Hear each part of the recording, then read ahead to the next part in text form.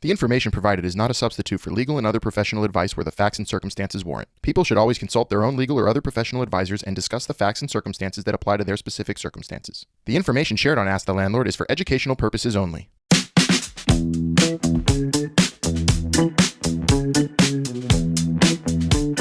Hey everyone, welcome back to Ask the Landlord with your favorite landlord, Albert Dweck. I'm Melissa. I'm one of Albert's producers and a former New York City renter. Together, we're going to be asking this landlord some questions. How are you doing today, Albert? I'm good, Melissa. How are you? Great. I'm so good. And I have a question today that affects anyone looking to rent in New York City. So here's my question. Please tell us, when is the best time to look for a rental apartment in New York City? Oh, that's a great question. And I'm going to turn it back to you. What do you think is the busiest time of year for people looking for apartments? I'm going to go with August and September, or July August and to September are true. So they're usually around some life events or Right. seasons, right? So usually people in New York City, right, or want to be in New York City for the summer. So it gets kind of busy around the springtime in preparation for June, July, and August, right? That's one season. Another season that is very busy, obviously, is people want to be in set for their September school starting in New York City. Right. So that means that July, August are really busy months with respect to renting in the city, right? So those are so we just went through it, I guess. And then the months before that, I guess, like March or April through September are the months that there's the most people moving, right? So that's when demand is the highest. Okay. So when you're competing for a limited number of apartments, you want to put yourself in a situation where there's less demand so that you could get a better deal. Mm-hmm. Do you understand that? Yeah, absolutely. Now, no one likes to move in the winter, but who cares? I mean, if you're looking for an apartment, you could probably get a better deal when landlords are more desperate and have less people after their apartments. Right? I mean, the pandemic notwithstanding, because that caused a different situation. But all things being equal in the normal circumstances, or typical years, people want to move around the times we suggested. I would say either before the summer, which is the spring, or before September, which is the summer. Okay. And if I was a renter trying to get a good deal, I would try to make a deal in the 6 months that aren't those times, which would mean, October to February would be the best deals. And really, I'm going to say this, obvious question or obvious statement. A lot of people like to move around the end of the year, around Christmas time. Like, people don't want to be moving in holidays time, right? Right. But it happens. But it happens, but it happens to be a good time to rent because there's not a lot of people moving at that time. So, landlords are more inclined to accept less or give you more of a deal at that time. Now, do you have any questions about that? Because I'm going to build on that now. I mean, my only question is, it's probably another whole episode, but can you negotiate a rental in the winter? Yeah. So that was my next question. That was my next where I was going with that. So this is one of those, we had I think we had an earlier podcast on negotiating rent or things like that. So this is one of those instances where you can go back to your landlord when you're on renewal, and this is why a landlord would do like a 15-month lease or an 18-month lease or something. So it's in the landlord's interest to have the lease come due at the good parts of the year, right? Because of what we just said, right? So that they could easily rent it out again. Right. Okay. As opposed to your lease coming due in the down months of the year. So now given that information, you could use that strategically to your benefit. Can you think of some ideas there? I mean, are they going to give me a month rent free? Like what am I They going to might. get out of that? They might. Let's walk you through that, right? I encourage you, as I had before, to not make a request, right? Just a request, but to make an offer. And what I was giving you was the idea of what your landlord cares about and what's better for them, so that you could get what's good for you. So you might go to your landlord. Let's say your rent is expiring in December, and you say to your landlord, hey, first of all, it may be fine for you. And you may say your landlord wants to increase your rent. And you say, listen, why don't we keep it the same, right? But instead of signing a 12-month lease, I'll sign a 15-month lease so that my lease expires in March. So this way you got basically your rent to stay the same, and the landlord got a better time of year for it to come up. That is really valuable. That is valuable, right? That is really valuable for the renter's leverage. That would be good. Or another thing is to say to the renter can say, my lease comes up in December. It's a great time to negotiate. Right, you go back to especially if landlord, they're raising. You go back to the landlord and you say, I'll pay more rent if you do this, this, and this for me. Or I'll keep my rent the same if you do this, this, and this for me. Those are fine conversations to have, and you're much better having them in the weaker time of the year. Now, one thing to think about from a I'm going to say there's two parts to this, and I've given this advice many times. So there's the renter's perspective, right? And the cost of moving and all that. And then there's the landlord's perspective, right?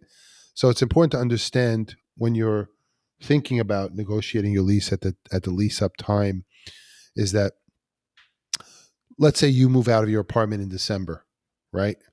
So the landlord has to fix it, clean it, and then has to like re-rent it in the worst time of year.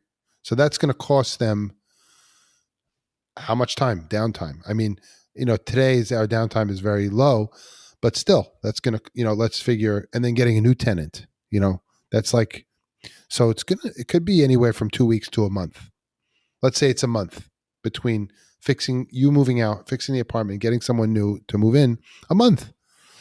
So that's 1 month of rent that it's going to cost the landlord to release your apartment, all things being equal. So when you're making a deal with your landlord, you could say, look, I realize that to release the apartment, you're going to have to, it's going to cost you money. Like you're going to have to lose a month in between and fix it and all that, right? One of the things that you could also, but the landlord might say, well, I'm going to get more rent from that new person. And you say, wait a second, let's do the math on that. Let's say you're paying $2,000 a month, and, the landlord says, well, I could get $2,200 from the next guy. Well, it's almost the same as losing a month if they don't have to lose a month. So it's not a big difference. So really, but of course there is a number that makes sense for the landlord to release to somebody else. But then you could come in with what's the best time of year? Maybe you do pay something, so you understand. And then from the tenant's perspective, you have the cost of moving, which is not cheap, right? you have to go and pay a security deposit. You have to pay the first month's rent. You have to pay the rent where you are, and it doesn't always line up perfectly. Like you have to move out one day, you have to move into the next day. You have to advance money. You have, so those are expenses too that you as a renter have to incur to move. So, people, while you want your rent to stay the same or, go up a little bit, it's still going to cost you money to move. And people Right. don't realize that, right?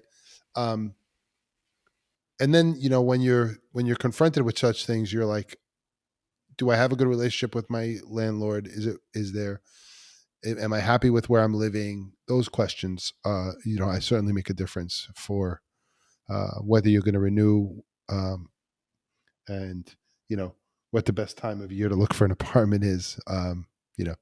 Look, there's another part of that also. The question you were asking about when's the best time of year. Usually, landlords do try to have their apartments come available in the high times of year when their renters are looking. So on the one hand, where there tends to be more people looking and more demand in the competitive high seasons, there's also more supply usually. So one negative of shopping in the winter for an apartment is that you may not see supply that you would in the spring. But I find it still better to be looking in the winter because you'll have less competition. So Right. And also moving expenses, like they'll be more readily available in the winter if it's not as competitive. So that's another positive. correct. Right. So is that helpful? Yeah. And just another question off of that though. So let's say I know this, I want to try to, start looking in, let's say December, January. I see an apartment I love. I have to act right away. Like I need to go see that. How long will it sit on the market? When in what time? Like let's say I see an apartment that I like January 11th, right? How fast does one need to act as a renter in New York City? Well, it depends. Obviously, the time of year goes into Mm-hmm. takes that in consideration. The price they're asking, the location, those things are all make Right. a big difference as to, and where they're advertising it, if they're advertising it, things like that. Right. Recent times in New York City here, it's been a crazy market where there's a lot of demand and not enough supply. So, you've very often renters found themselves with, competitive, competitive situations on listings where, the thing went up for a day and the guy went to see it and there were three people bidding and they were all at full price and people had to go more than that. And, so this For goes back to, I think, what rentals. we said in earlier podcasts is, if you like something, be prepared to move quickly on it, Right. and you could still, that doesn't mean you can't get a good deal. It just means that, you want to be decisive. And, if you don't, that's fine. That's part of a strategy too. And you'll say, look, I have one of many options. Like we talked about a couple episodes ago, you want to create an auction where you're looking at a lot of options and, the more options you see, the better you'll be at buying something, and the more chances and choices, the more choices you could take, you'll Wow. have. All right, let's do another little question here. Do you foresee this market staying on trend how it is right now as competitive as it is for renters? Yeah, I think there's a lot of economic and political factors that go into it, where there's not enough supply and there's a lot of demand and there's a lot of people. The employment is very high, so people have jobs and money to pay for apartments. So, I think if that changes, you'll have less demand, possibly, which is to be expected, or prices might come down, as maybe costs come down, and if that does happen, if like a recession or something. What happens in New York most often is a long time is that there's really a limited supply of housing, and because of that overall, which we discussed in the prior episodes, that's really the driving factor behind the pricing mostly, and that a lot of people want to live here. So as long as those things still persist, I think that it's going to continue to be a very competitive place to, or expensive place to live. Unfortunately, It is the greatest city in the world. So yep, that is for a reason. if you can make it here, you can make it anywhere. Absolutely. New York state of mind. All right. So that's really great advice. Thank you so much. So the best time to look would be, let's say, those winter months. But sometimes you can't control it. And you got to look whenever you're either, getting kicked out of your apartment, or you want to change a scene, you get a new job. There's just always so many factors that go into play. But I think you gave us some valuable insight, some good renter leverage. So thank you so much. You're welcome. For more episodes, please subscribe to Ask the Landlord on your favorite podcast platform. We'd appreciate it if you left a review on Apple Podcasts. If you'd like to watch the show, check out our Ask the Landlord YouTube channel. If you have a question for Albert, feel free to contact him on Instagram at Ask the Landlord, and check out his TikTok at Ask the Landlord. Bridging the gap between landlords and tenants, this has been Ask the Landlord. Thanks for listening.